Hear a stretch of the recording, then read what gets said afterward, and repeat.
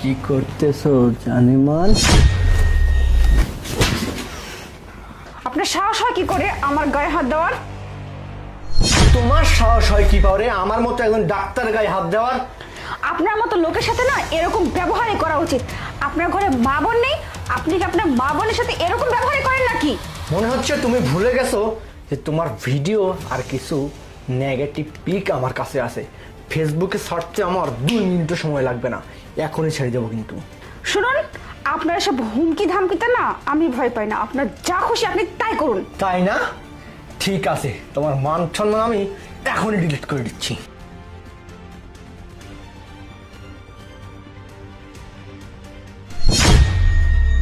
কি ব্যাপার?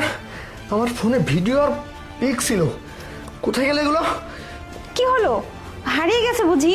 খুঁজে পাচ্ছেন না কিছু? এই, আমার ফোনে ভিডিও আর পিক ছিল, কোথায় গেছে সেগুলো বল, কোথায় গেছে? স্যার ওগুলো আমি ডিলিট করেছি স্যার।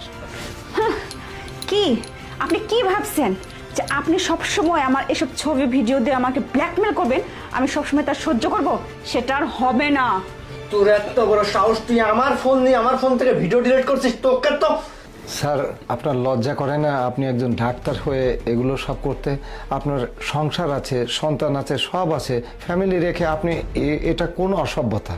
এই, তোকে তো আজকে আমি এই, ওর যদি কোনো কিছু হয়েছে না তাহলে কিন্তু আপনাকে আমি ছেড়ে কথা বলবো না। এর বিরুদ্ধে আমি অবশ্যই স্টেপ নেব। এই, তুই কখন করছিস সেই কাজ? আসলে স্যার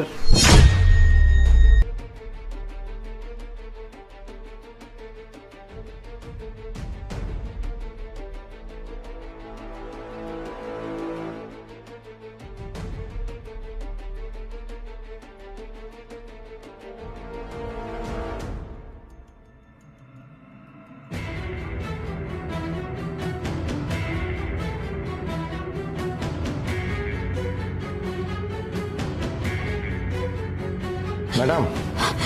নিয়ে আসছেন? হ্যাঁ থ্যাংক ইউ আপনাকে।